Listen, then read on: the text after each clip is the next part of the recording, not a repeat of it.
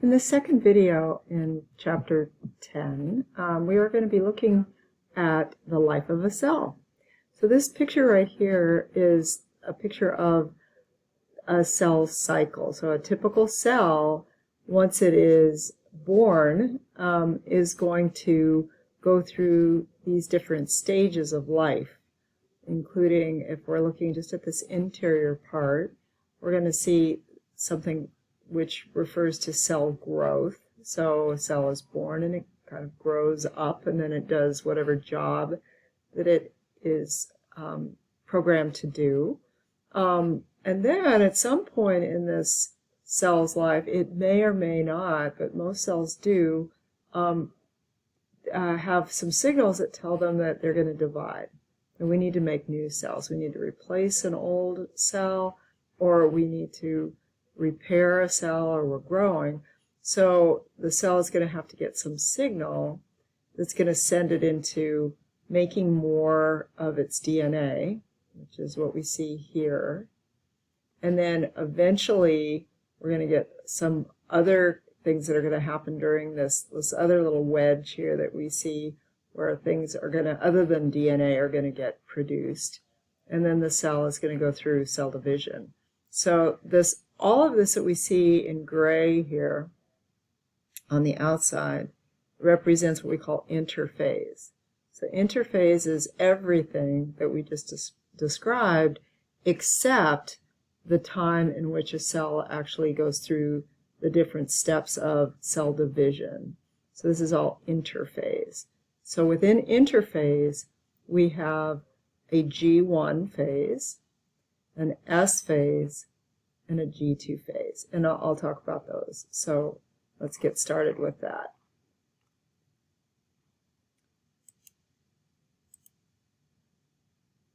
So this is a recap of what I just said, but nicely color-coded. So here we see the blue, which we call interphase. So this is the normal sort of time of life of a cell when it's doing its job. Particularly here we see in G1, which stands for gap 1, the cell is just growing and doing whatever that cell does. So if it's a skin cell, it's doing skin cell things. And there's also a little time point here, this little loop to the side, that's called gap 0. So this is when a cell is kind of in a position where it's not going to move forward and grow. It's sort of stalled out here, and I'll explain some of that coming up. Here's the S phase. Okay, this is also interphase, but it's when new DNA is being created. And there's the G2 or gap 2 phase. And then this red is representing the time where a cell is dividing and making a copy of itself. And that's called the M phase, for M meaning mitosis. So let's go first with G1. So the first gap phase, which is this one here that we see again, where the cell is doing lots of things, as cells do. It's metabolically very active, but it's just doing those things. So we don't see any big changes other than some increase in size initially, and then it just does whatever it's destined to do. In the S phase, so that's this here, and we can see that in the blue it says that it's DNA synthesis. So it's during this time that the cell makes a copy of every one of its chromosomes or strands of DNA. It's going to make an identical copy. Those copies are actually going to be joined together, and we'll see that coming up. It's with something called a centromere. And then we're going to see how that proceeds from there. We also create centrosomes, we'll talk a little bit about that as we look at some of the specifics. And then the third phase of interphase in this gray is the S2, or the second gap phase. And in this little time point, the cell is preparing to divide. So it's going to replenish any energy supplies. It's going to make as much ATP as it can. It's going to make new copies of things like mitochondria and other organelles. And the cytoskeleton, which if you remember were these fibers and tubules that sort of held the cell and gave it its shape, is going to start to break down.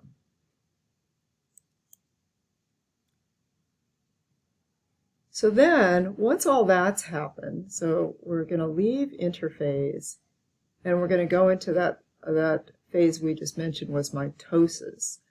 It has another name, and that's karyokinesis. So think kinetics, you think movement, right? So karyokinesis is going to be what we refer to also as mitosis, and you're going to see kind of why that movement piece is important here. So that's the first step. And then in the second step of mitosis, or the mitotic phase, we're going to see something called cytokinesis. And this is where literally the cell's cytoplasm and all the stuff in it is going to physically separate. So karyokinesis is when we're going to see mostly the movement of chromosomes. And in this one, cytokinesis, we're going to see the actual dividing of the cell. So this is a classic picture of karyokinesis. And in this, because it's so small, we're gonna do each of these one at a time, but you can see these are the general steps. So the cell is going to start with this, which is called prophase. Pro meaning first, and then phase, so prophase. And there are going to be a series of events that will help us to recognize that this is what's happening here. Then we move into something that's a little bit of a transition between prophase and this one over here, metaphase, called prometaphase. So it's more or less a continuation of what we see in prophase, but getting closer then to this event that we see as metaphase, where we see a very distinctive sort of lineup right down the center of the cell. Then from there, we go to anaphase, that's here, to telophase, here, and to cytokinesis, here. So the pictures themselves tell you a lot about all the different things that are occurring in the cell when it's going through this whole process of cell division. So we have karyokinesis, which is most of what we see here, and then finally at the end we see cytokinesis, where we have an actual division of the cell. So let's take them one at a time. So mitosis begins with prophase. And in prophase, what happens is really interesting, because we see, first of all, that here's the nuclear envelope, our nuclear membrane that would be around the nucleus. Notice that there's a little dotted line here because this is starting to break down. It's starting to disappear. The other thing that we notice is that each of the chromosomes already has a copy of itself. And it's in that copy and that original chromosome are joined in a little structure called the centromere.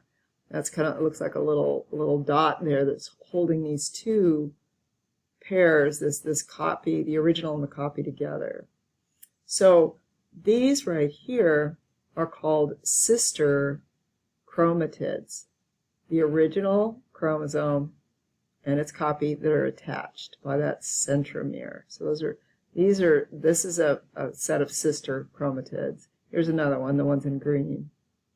But if we're comparing the green with the blue, we'd say they're non-sister. So the sister chromatids are basically a copy of the same chromosome, so it's the same information. The other thing that happens is we have something called centrosomes. Now, we didn't focus on this in the cell structure chapter, but this right here, these two kind of looks like two little logs in this. This is what is in the typical cell. There's another copy that was also made of this. And notice that these or hopefully you can kind of tell, that these things are starting to move away from each other, actually going to opposite sides of the cell. So, and out of these, we're going to get little fibers that form called spindle fibers, or the spindle apparatus, which is basically little tubules, microtubules that start to come out and then extend out. The other thing you'll notice in prophase is that these chromosomes are very well formed, where they really have a shape. They're very tightly coiled.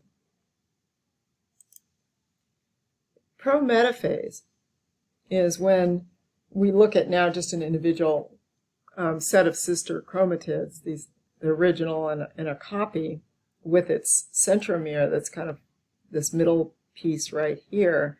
What you see in prometaphase is that you get these little extensions here, which are off of these central points, and these are called kinetochores. And kinetochores are or I guess sometimes I've heard it kinetochore, but either way, I guess with the H it's easier to say chore, but they're little fibers. Here's some more little fibers that are actually they're gonna attach to some of those spindle fibers we just talked about.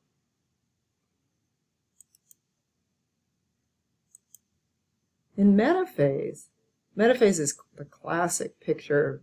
It's easy to figure out which is metaphase, because meta means middle, and what you see in metaphase is all of these sister chromatids lined up like football players on the 50-yard line. Each one of them has little kinetochores right there that are now attaching to some of these longer things you see here coming out of these centromeres. These guys are, I'm sorry, centrioles. This is centriole, and these are spindle fibers, and they now attach right there at that center point or centromere to those little fibers that are sticking out, which we said were kinetochores. Sometimes I talk about kinetochores as like little hooks, so it's like we're taking these fibers and we're hooking them onto this pair of the sister chromatids, and that's metaphase. Anaphase takes us to the next step, and here you can see that the sisters are pulled apart.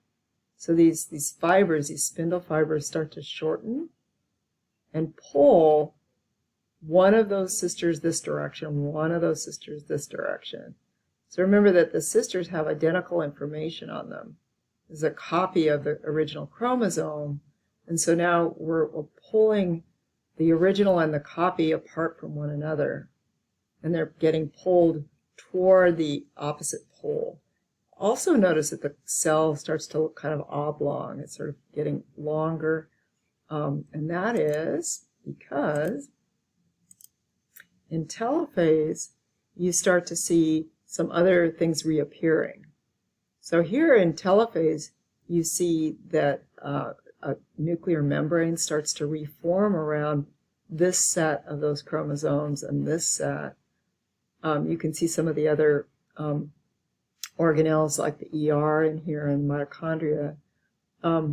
And this, and then the spindle fibers just continue to get smaller and smaller, so it's becoming more, we'd say they're decondensing here. Oh, sorry, they aren't. The chromosomes are decondensing. These are just kind of shortening. The term is not decondense, but depolymerize. I'll show you why why we say that when we look at this in some detail in class. And then the final step is cytokinesis. And in cytokinesis, if it's an animal cell, what you see is that you get this sort of new set of fibers in here called a contractile ring, which basically is like a belt, like a belt that gets tighter and tighter and tighter until the cell separates into these two, now called daughter cells. If it's a plant cell, instead of the breaking apart like this, what you get is a set of actually Golgi, these Golgi little vesicles. So the Golgi bodies make these little vesicles that form what's called a cell plate and divide that cell into two. And we'll go on.